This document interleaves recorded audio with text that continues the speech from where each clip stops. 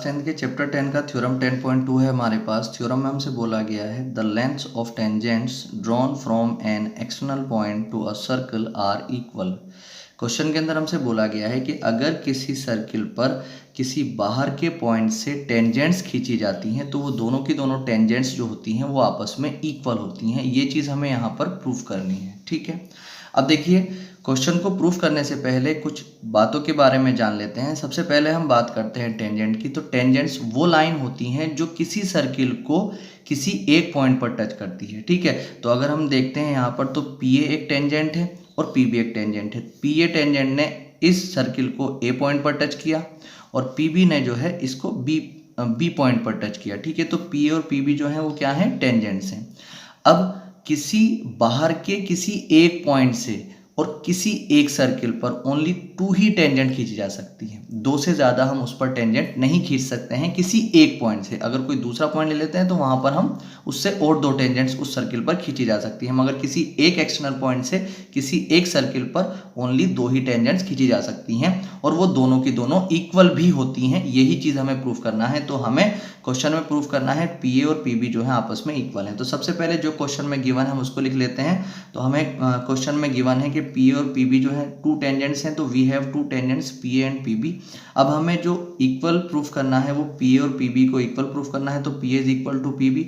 अब यहाँ पर हम कंस्ट्रक्शन करेंगे। कंस्ट्रक्शन में हम पी से ओ को ज्वाइन करेंगे, ओ से ए को ज्वाइन करेंगे और ओ से बी को भी ज्वाइन करेंगे। तो यहाँ पर लिख देंगे आप join P O A O and O B. तो हमने इन तीनों को ज्वाइन कर दिया है, ठीक।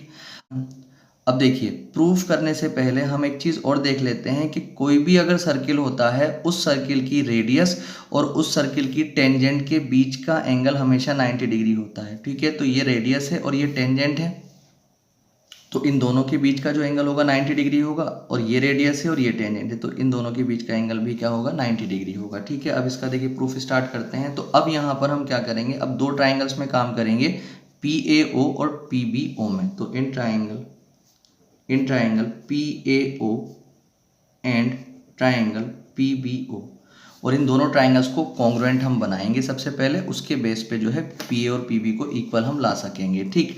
तो अब हम कॉन्ग्रुएंट बनाने के लिए हम दोनों ट्राइंगल्स को चेक करेंगे। तो पी ए ओ की जो ओ ए लाइन है वो पी बी ओ की ओ बी के इक्वल है। क्यों है, क्योंकि एक ही सर्किल की रेडियस है, ठीक है।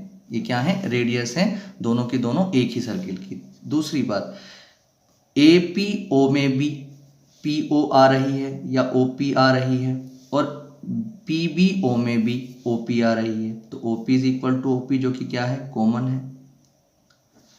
तीसरा, पी ए ओ का एंगल पी ए ओ यानी कि ये एंगल 90 डिग्री है, angle P A O 90 degree है। और पी बी ओ का एंगल पी बी ओ ये 90 डिग्री है, पी बी ओ। जब ये दोनों के दोनों 90 डिग्री हैं तो इक्वल होंगे, ठीक है। 90 डिग्री है, ठीक। 90 डिग्री के एंगल को राइट एंगल बोला जाता है। दूसरा, हमने जो O P equal O P लिया है, तो ओ पी जो है इस ट्राइंगल के हिसाब से भी हाइपोटेनियस है क्योंकि 90 डिग्री के सामने वाली लाइन है, और ओ पी जो है इस ट्राइंगल के हिसाब से भी हाइपोटेनियस है क्योंकि 90 डिग्री के सामने वाली लाइन है। तो ये हाइपोटेनियस हो गया। और हमने जो है पी ए ओ ट्राइंगल की ओ ए साइड जो है पी बी ओ ट्राइंगल की ओ बी के इक्वल लेकर के आए हैं, तो ये एक साइड है।